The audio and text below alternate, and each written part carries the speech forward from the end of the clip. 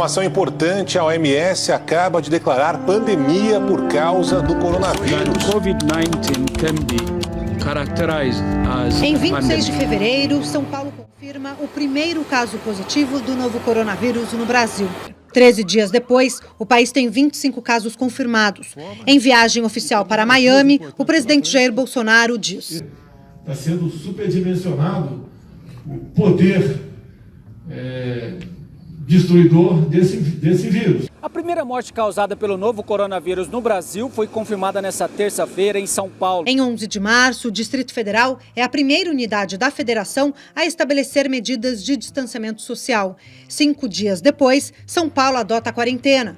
Em seguida, é a vez do Rio de Janeiro parar os serviços não essenciais. E olha só esse dado preocupante agora, ainda em relação à educação. Em 2020, 172 mil crianças e adolescentes entre 6 e 17 anos pararam de estudar no Brasil, de acordo com um relatório do Banco Interamericano de Desenvolvimento. O documento revela que a evasão escolar cresceu 12% durante a pandemia.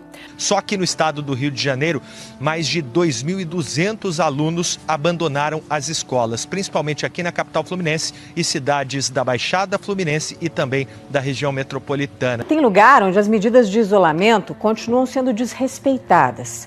Duque de Caxias é um desses municípios. A última cidade da Baixada a adotar restrições para o funcionamento do comércio é a segunda em número de mortes em todo o estado do Rio. Duque de Caxias teve 67 mortes até agora.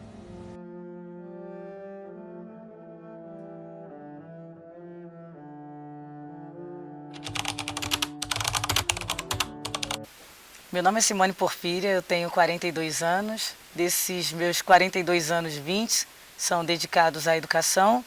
Eu sou professora das séries iniciais, sou professora também das séries finais, sou professora de língua portuguesa, especialista em linguística e trabalho na Prefeitura Municipal de Duque de Caxias como professora das séries iniciais e trabalho também no estado do Rio de Janeiro, na Secretaria de Educação, com os anos finais.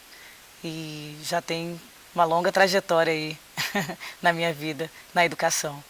Meu nome é André Monteiro, moro em Duque de Caxias, sou professor concursado do estado do Rio. A minha matrícula é de filosofia. Me chamo Davi Leon, tenho 21 anos, sou artista visual aqui de Duque de Caxias, especificamente morador do terceiro distrito. Na época da pandemia eu tinha meus 18 anos, era estudante ainda, aluno de escola pública. E nesse período eu acabei encontrando o curso de cinema, que era feito pelo Alex Fabiani, também morador aqui do terceiro distrito. E dentro desse curso a gente teve a ideia de idealizar o projeto de um filme documentário sobre as nossas vivências naquele momento, que era justamente a época da pandemia. E com isso, com o decorrer de tudo que foi criado por nós, alunos e professores do curso, a gente criou esse projeto. Durante a pandemia, a gente ficou bem perdido, né? Acho que todos nós ficamos. Primeiro sem saber direito o que estava acontecendo e como a gente ia fazer com que os alunos se reunissem para ter aula. Na época da pandemia, houve, eu acho que a questão principal e inicial de nós alunos era a evasão escolar, que a gente não sabia muito, a gente estava naquela vivência de casa e escola, e a gente via as dificuldades que os nossos pais estavam passando, nossos pais, avós, tios, familiares no geral, e a gente, grande maioria, homens que tinham essa decisão de abandonar os estudos e tentar achar algum trabalho. Eu mesmo cheguei a pensar, vendo as dificuldades que a minha família estava passando dentro de casa, e aí eu mesmo tentei, pensei até em vender meus brinquedos, vender desenhos meus, cheguei a vender alguns desenhos a 20, 10 reais para tentar conseguir algum dinheiro. Não foi muito, mas até que ajudou por um tempo, mas eu consegui fazer com que eu não fosse atrás dessa decisão completa de abandonar tudo, abandonar os estudos. Tive muita conversa, claro, com os meus pais, e eles me orientaram e fizeram o máximo que podiam para que eu não abandonasse os estudos. E assim eu continuei, mas eu tive muitos amigos que abandonaram, infelizmente. Amigos esses que alguns correram atrás anos depois e conseguiram terminar o ensino médio depois de mais velhos, mas tive alguns amigos que nunca mais retornaram à escola por causa dessa evasão que teve naquela época. A gente ficou um tempo sem dar aula, né, e logo depois foi nos oferecido uma plataforma pelo Google para dar aula para os alunos. Curioso que a gente quase não tinha também, nem da nossa chefia, uma solução para esse problema. Muitos professores tiveram que arrumar por conta própria uma solução, ou fazer um grupo no WhatsApp, ou um grupo no Facebook. A gente ficou um bom período assim, bem perdidos. Eu estava em 3 escolas. Roberto Silveira, com formação de professores, CIEP Ministro Hermes Limas, que é o Brasil-Turquia, e Colégio Estadual São Bento, todos em Duque de Caxias.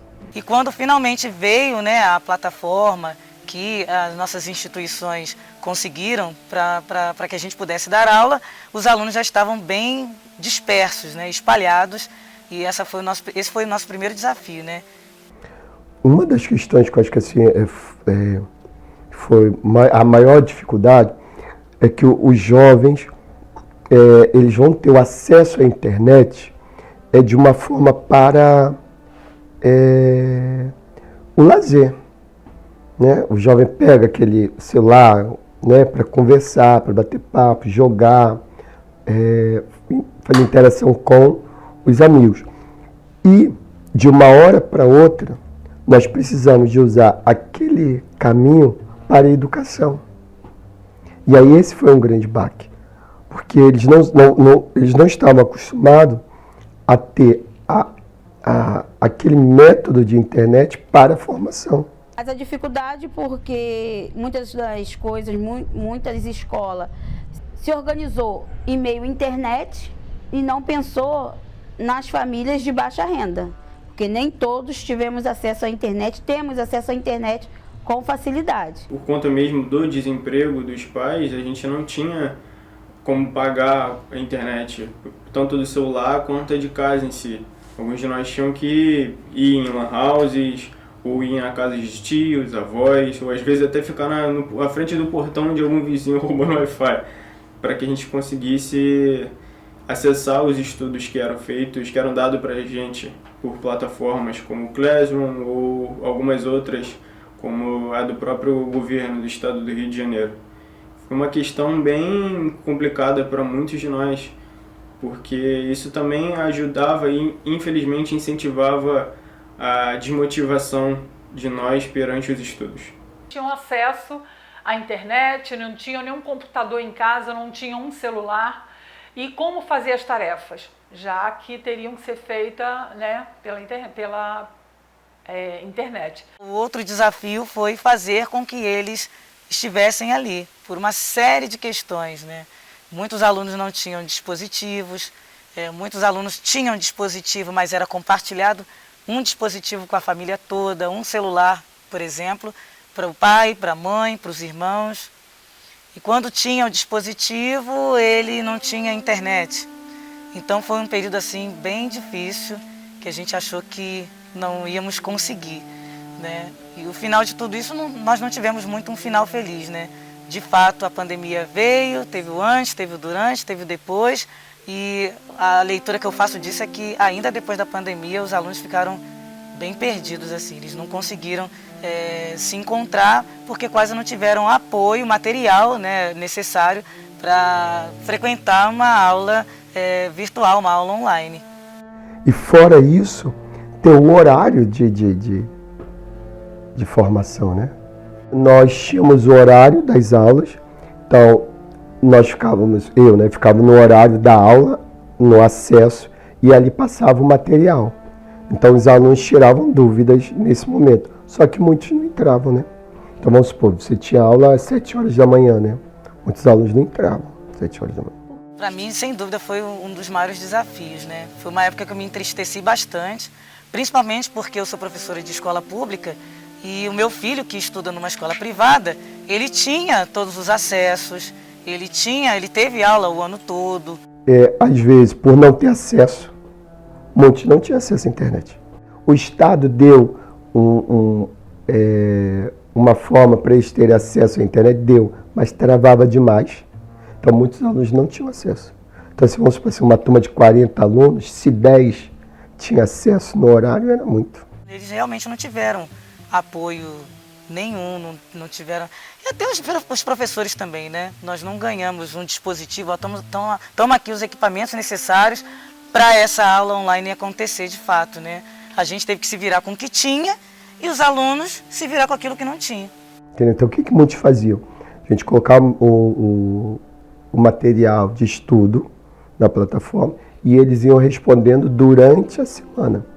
E aí a gente tentava marcar um horário, e aí às vezes não era o horário da turma, às vezes a gente marcava assim, 6 horas da tarde. E aí reunia aquele grupo daquela série do primeiro ano para ter aula de filosofia naquele momento.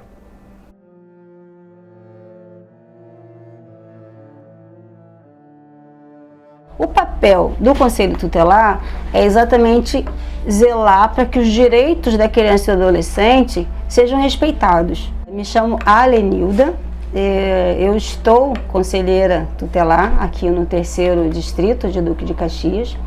Eu digo estou porque o mandato é de 4 anos, né? Então a gente pode renovar ou não, né? Olha, nesse período de pandemia o que mais aumentou, né? Foi a questão dos abusos sexuais, né, os abusos infantis e a questão da negligência. Negligência familiar tem muito.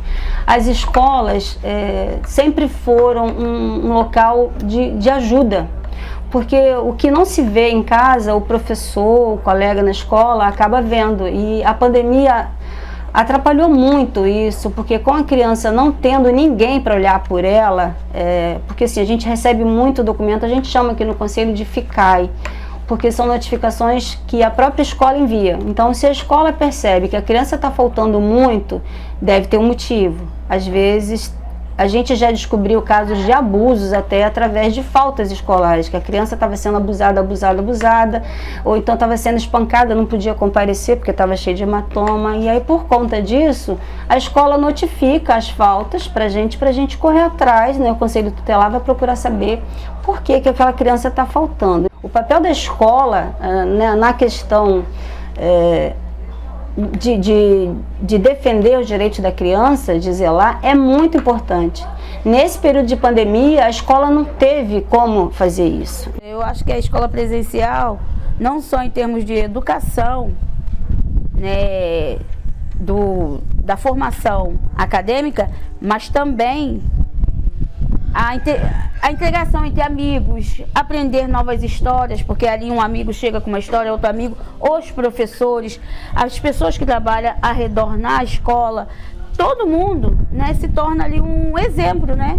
É a educação formal, é a educação na escola, com o professor ali, conversando, dialogando. Essa é uma forma da educação, principalmente para o ensino médio, ensino fundamental e médio. É necessário ter esse acompanhamento do professor em sala de aula, né, conversando, fazendo a relação do aluno com os outros alunos. Eles não é aprendendo, mas está na formação, né, porque a formação não é só o conteúdo. Né? O conteúdo, a gente dá o conteúdo, a gente discute o conteúdo e ele vai, a partir daquele conteúdo, pegar suas ideias de conteúdo para a sua vida. Se não for dessa forma, não é educação. E uma das grandes preocupações que vinham com isso daí era a questão da alimentação, porque eram as mulheres que tinham que sair para trazer o sustento, trazer o alimento para casa, algumas crianças, né, alguns jovens que também iam para a escola, e a escola também era um espaço de alimentação para essas crianças e esses jovens. E com a pandemia tudo isso ficou prejudicado. A gente tem histórico de famílias que a única alimentação que tinha era na escola. Então, a gente tem uma parceria com algumas escolas, graças a Deus a gente tem uma boa relação com as escolas, onde as escolas fornecem, muitas escolas fornecem cestas básicas para esses alunos, às vezes até em mutirão. Eu conheço escolas, a gente conhece escolas em que os próprios professores se comprometeram a todos os meses doar uma quantia ou doar uma quantia X de cestas, né? E a própria escola, né, distribui cesta básica para essas famílias carentes. Então, acredito que boa parte do aumento da violência, seja física ou seja psicológica, é justamente por não ter a escola para nos ajudar. Então, foi uma grande perda que a gente teve nesse período de pandemia e onde os casos aumentaram muito, muito mesmo.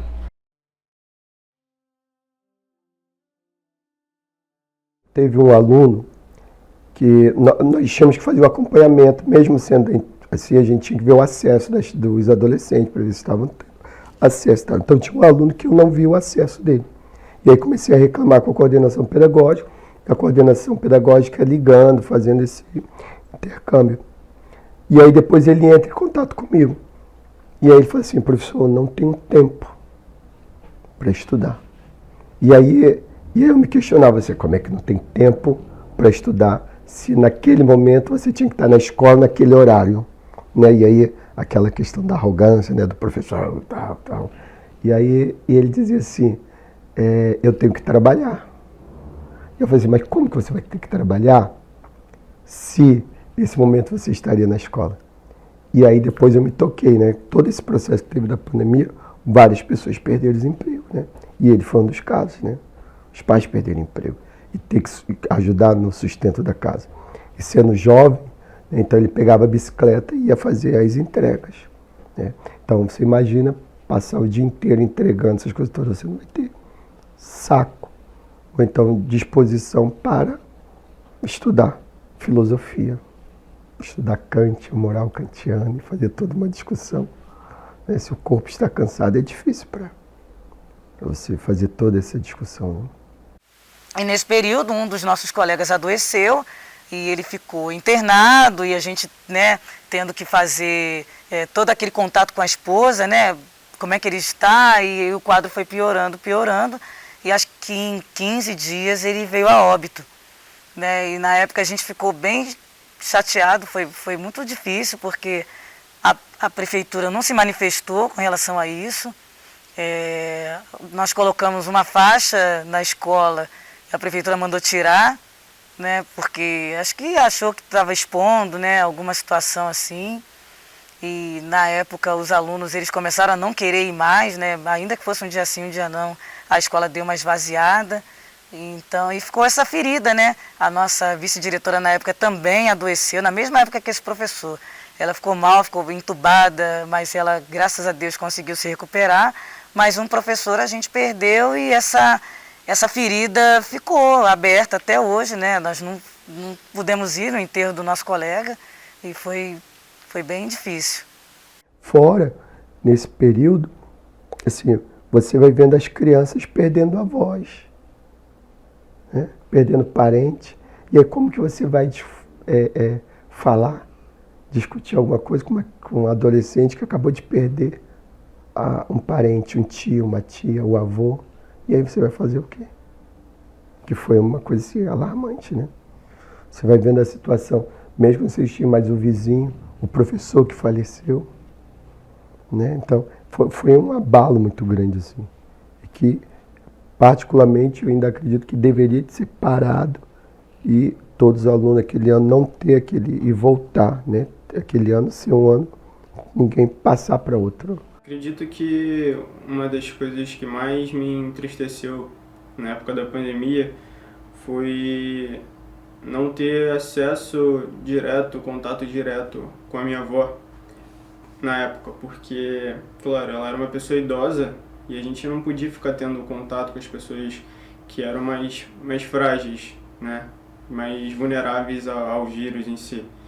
E ter esse distanciamento dela quase que imposto a mim por conta da situação em si, mundial, global, ela fez com que tanto eu quanto ela mesma ficassem bem abalados e bem tristes com tudo. Porque eu, por ficar distante da minha avó, e ela por ficar distante basicamente da única pessoa que tinha contato do mundo externo. Porque ela é uma senhora que não tem computador em casa, não tem celular, ela só tem acesso à televisão, com muitos avós, muitas pessoas por aí, às vezes pais também. E o que ela tem em casa é ela, o marido e o filho, mas que também não tem muito contato com eles, e ter o contato direto com a pessoa que vive o mundo afora, depois conta histórias para ela e faz com que ela se sinta parte desse mundo também. Eu acho que isso machucou tanto a mim quanto ela em si. Na época que nós começamos a voltar às aulas e vimos todo o caos mental, né, que tinha sido causado pela pandemia, não só nos alunos, mas também nos profissionais, a gente tinha alguma verba ainda, e então a gente fez grupos de estudos com os professores e chamávamos algum psicólogo para tocar nesses assuntos, né, mais profundos sobre todas essas doenças de cunho psíquico, né, a qual nós estivemos expostos, né. Assim, a gente teve um período que os alunos foram para a escola, né, e aí a gente tinha que usar o álcool gel, a máscara, toda aquela coisa de transição, a divisão de alunos e tal. Você tinha alunos que não queriam ir para a escola, porque morava com a avó. Aí eu vou para a escola, eles falavam assim, eu vou para a escola, professor, pego o vírus. Para mim, muitas vezes eu sobrevivo, aí eu vou e transmito para minha avó, que está dentro de casa o tempo todo. E aí? Aí a culpa vai ser minha? Já com os alunos a gente percebia que um ou outro estava mais afetado, então a gente pediu para que a nossa orientadora, né, pedagógica ou educacional fizesse ali com eles algum tipo de um encontro com eles, né? Mas não foi ofertado isso a todos os alunos da escola.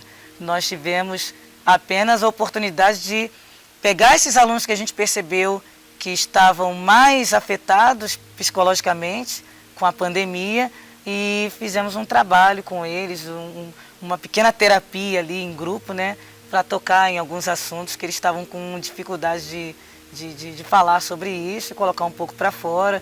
E fomos acompanhando também ali, né, o desenvolvimento deles, a volta do sorriso no rosto, a alegria, perder o medo.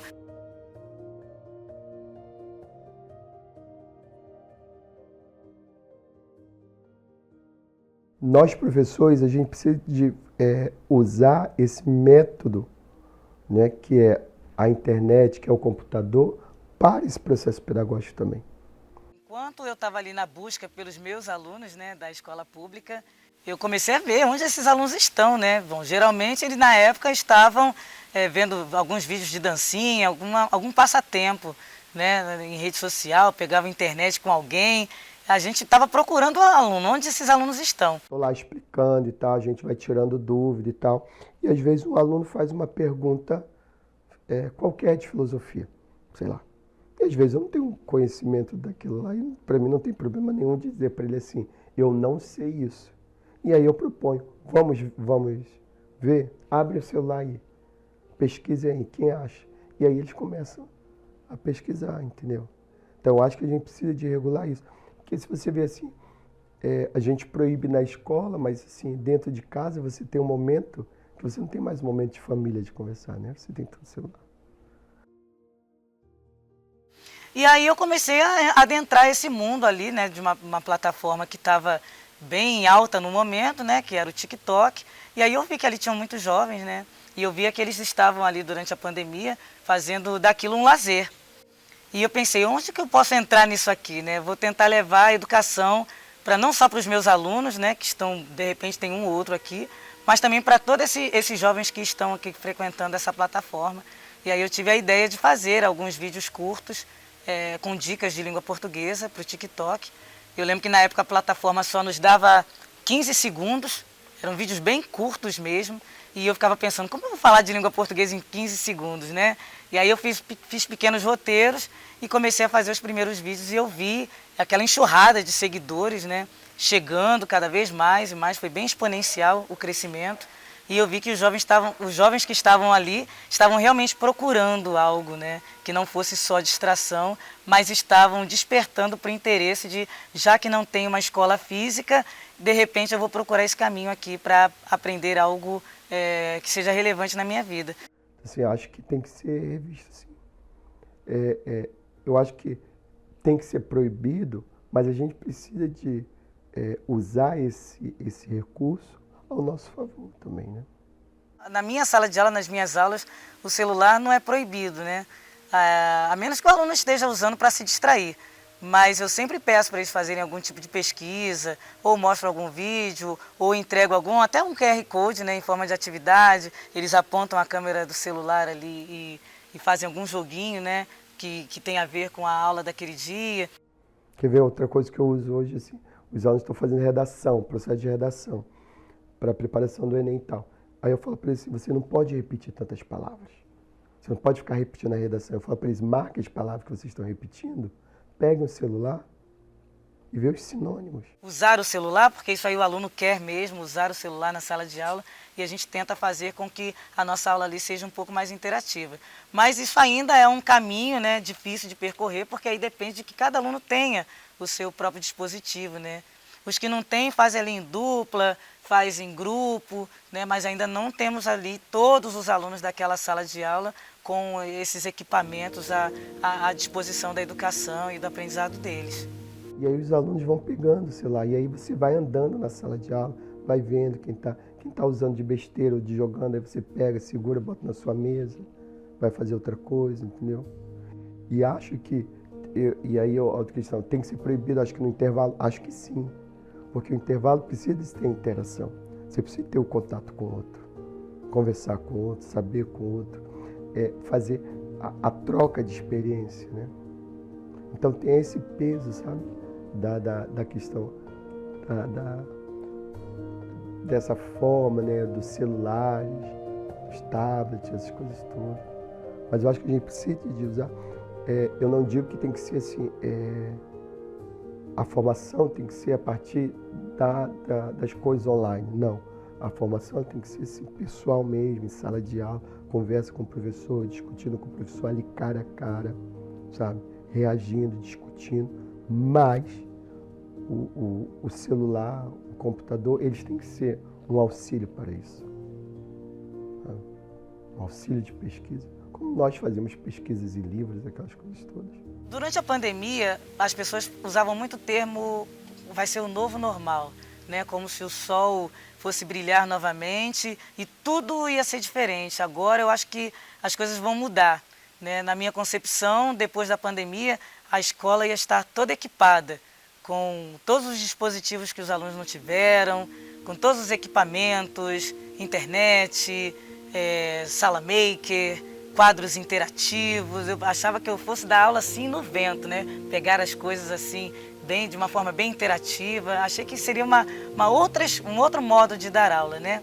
Mas qual não foi a minha surpresa quando a gente, né, teve uma despressurização da pandemia, voltamos para a sala de aula e estava tudo igual, né? Um apagador, um giz e um livro. Nós acreditávamos que o retorno à escola seria diferente, né? A gente já teria mudado, né, cada um com as suas vivências, mas eu acho que a gente nunca imaginou que seria tão triste em si, porque, querendo ou não, ele era uma coisa meio apática. A gente entrava numa sala de aula com várias restrições de álcool em gel, máscara, distanciamento social, tanto que uma sala que antes era lotada com alunos para lá e para cá, 30, 40 alunos, a gente não tinha nem 10, e sempre distantes, praticamente um em cada ponta da sala, sem contato um com o outro, sem contato direto com o professor, e sem aquele lance da tecnologia. E acho que isso foi uma quebra de expectativa muito grande. Então, acho que ainda falta muito para essa tecnologia chegar nas escolas públicas para trabalhar em prol da educação. Ainda temos um caminho longo a percorrer. As nossas aulas ainda estão muito iguais às aulas que os nossos avós tiveram, principalmente na escola pública. Acho que ainda falta um caminho longo para a gente chegar nesse patamar de tecnologia mesmo, né? De uma escola, de uma aula mais ativa, mais interativa, mais atraente para o aluno. Depois o tempo foi passando e os alunos, a escola foi voltando ao normal, a quantidade de alunos foi voltando ao normal, mas parece que tudo que a gente passou só voltou como era antes, nada de diferente. O velho normal, praticamente. E os alunos que estão nas redes sociais, eles acabam me vendo, né? Eles sabem que eu sou a professora da sala de aula e sou também a professora das redes sociais, e isso impactou bastante na minha aula, porque volta e meia sempre tem um aluno com um vídeo para me mostrar e pedir para eu explicar na sala, né? Já que o vídeo é muito rápido, eles me pedem para explicar na sala de aula de um modo mais calmo para que eles consigam entender. Então, para mim, o que mudou foi que agora a professora das redes sociais dá uma prévia e eles já chegam na sala de aula com o planejamento da minha aula pronto. Eles já sabem, ó, hoje a senhora vai ensinar aquilo que a senhora colocou lá no vídeo, que a gente quer entender melhor sobre aquilo. Então, acaba sendo uma extensão. A minha aula lá na sala de aula é uma extensão daquilo que começou naquele vídeo curto na rede social. Os alunos, eles acabam tendo acesso, né, e me pedem para explicar com mais calma aquilo que foi dito lá nas redes sociais num vídeo rápido. Embaixo, em cima. Esses dois termos são advérbios de lugar. Mas o problema é que sempre bate a dúvida: qual dos dois se escreve junto, qual dos dois se escreve separado? Se você não tiver como chamar o Google, você tem a resposta na sua mão. É só você fazer o número 2 com os seus dedos e aí você vai ter a resposta que você quer. Olha, embaixo é tudo junto. Agora, em cima é separado.